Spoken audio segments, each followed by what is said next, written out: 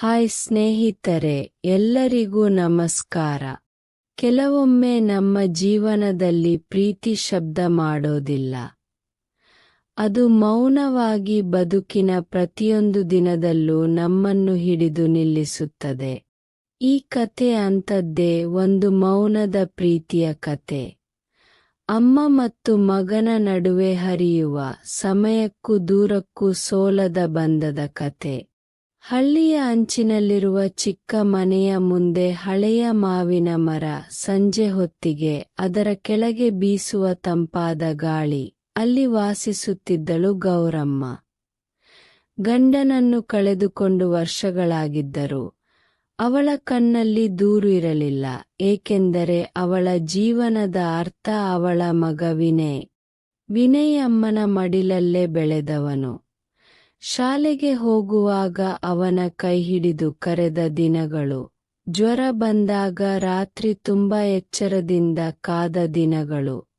ಅವಳ ಬದುಕು ಅವನ ಸುತ್ತಲೇ ಸುತ್ತುತ್ತಿತ್ತು. ಕಾಲ ಬದಲಾಗುತ್ತಾ ಹೋದಂತೆ ವಿನಯ್ ದೊಡ್ಡವನಾದಾಗ ಕೆಲಸಕ್ಕಾಗಿ ನಗರಕ್ಕೆ ಹೋಗಲೇಬೇಕಾದ ದಿನ ಬಂದಿತು. ಗೌರಮ್ಮನ ಮನಸ್ಸು ಭಾರವಾದರೂ ಅದನ್ನು ತೋರಿಸಲಿಲ್ಲ.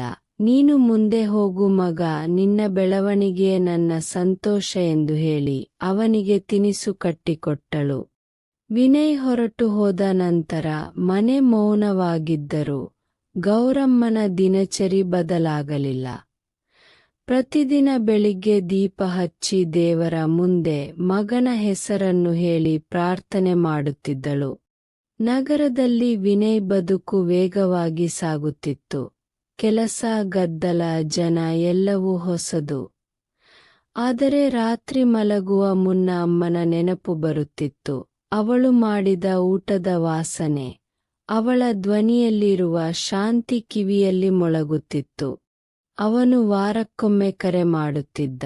ಊಟ ಮಾಡಿದ್ಯಾ ಅಮ್ಮ ಅನ್ನೋ ಪ್ರಶ್ನೆಗೆ ನಿನ್ನಿಂದ ಕರೆ ಬಂದರೆ ಸಾಕು ಅನ್ನೋ ಉತ್ತರ ಬರುತ್ತಿತ್ತು.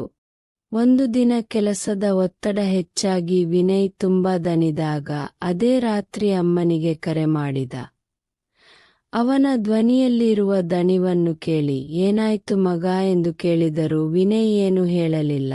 ಆದರೆ ಅಮ್ಮನ ಮೌನವೇ ಅವನಿಗೆ ಸಾಕಾಯಿತು. ಆ ರಾತ್ರಿ ಅವನು ಮೊದಲ ಬಾರಿ ಅಮ್ಮನ ಅಪ್ಪುಗೆಯನ್ನು ಮಿಸ್ ಮಾಡಿಕೊಂಡ.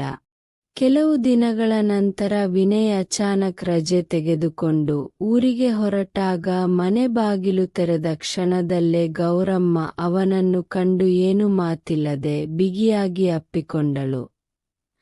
ಆ ಅಪ್ಪುಗೆಯಲ್ಲಿ ಪ್ರಶ್ನೆಗಳಿರಲಿಲ್ಲ, ಉಪದೇಶಗಳಿರಲಿಲ್ಲ. ಇತ್ತು ಕೇವಲ ನೀನು ಬಂದಿದ್ದೀಯಲ್ಲ ಅನ್ನೋ ನೆಮ್ಮದಿ. ವಿನಯ್ ಕಣ್ಣು ಮುಚ್ಚಿ ಅವಳನ್ನು ಹಿಡಿದಾಗ ಅವನ ಮನಸ್ಸಿನ ಭಾರ ಕರಗಿತು. ರಾತ್ರಿ ಇಬ್ಬರೂ ಮನೆಯ ಹಿತ್ತಲಲ್ಲಿ ಕುಳಿತು ಚಂದ್ರನ ಬೆಳಕು, ಹಳ್ಳಿಯ ಮೌನ, ದೂರದಲ್ಲಿ ಕೇಳಿಸುವ ನಾಯಿ ಕೂಗುಗಳ ನಡುವೆ ನೆನಪುಗಳಂತಿರುವ ಕ್ಷಣಗಳನ್ನು ಹಂಚಿಕೊಂಡರು. ಗೌರಮ್ಮ ಅವನ ತಲೆಗೆ ಎಣ್ಣೆ ಹಚ್ಚಿ ಚಿಕ್ಕವನಾಗಿದ್ದಾಗ ಹೀಗೆ ಮಾಡುತ್ತಿದ್ದೆ ಅಲ್ವಾ ಎಂದು ನಗಿದಳು.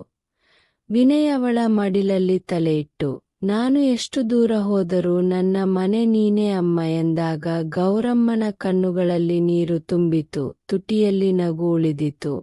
ಮುಂದಿನ ದಿನ ವಿನಯ್ ಮರಳಿ ನಗರಕ್ಕೆ ಹೊರಟಾಗ ಈ ಬಾರಿ ಗೌರಮ್ಮನ ಕೈ ಕಂಪಿಸಲಿಲ್ಲ.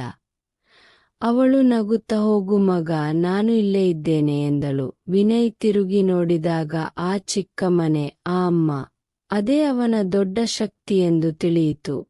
ಅಮ್ಮನ ಪ್ರೀತಿ ಎಂದರೆ ಯಾವತ್ತೂ ಖಾಲಿಯಾಗದ ಮನೆ. ಮಗನ ಬದುಕು ಎಷ್ಟೇ ದೂರ ಹೋದರೂ ಮರಳುವ ದಾರಿ ಅಲ್ಲೇ ಇರುತ್ತದೆ. ಕಥೆ ಇಲ್ಲಿಗೆ ಮುಕ್ತಾಯ. ಇದೇ ರೀತಿಯ ಭಾವನಾತ್ಮಕ, ಹೃದಯಸ್ಪರ್ಶಿ ಕನ್ನಡ ಕಥೆಗಳಿಗಾಗಿ ನಿಮ್ಮ ಬೆಂಬಲ ಇರಲಿ.